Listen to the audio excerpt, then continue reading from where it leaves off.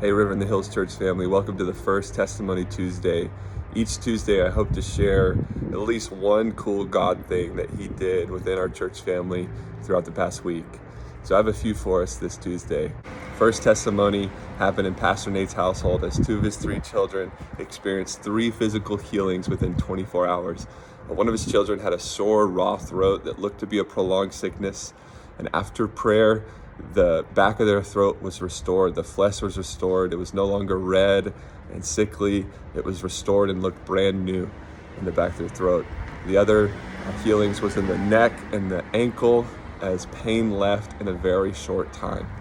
Second, one of our dear members was feeling a bit condemned and feeling like they might have been too presumptuous by imagining themselves sitting on the lap of God in heaven and being playful and joyful with God. They were thinking maybe they weren't being reverential enough or stepping into the fear of God enough as they related to God this way. Well, after worship, a word was given that we all needed to be on the lap of the Father in heaven. And so this accusation of the enemy was silenced specifically on Sunday. So cool. And third, someone came up for prayer with a stiff neck on Sunday morning, and that soreness and stiffness left in the service through prayer. Fourth testimony is from a few weeks ago. Just received word about this via email that someone who had chronic ringing in the ears for many years came into our service and received prayer from 2 different people. She went home just feeling the love of God, and later that night she was in the quiet and the silence, and she started to look around and realized that she didn't hear any ringing in her ears.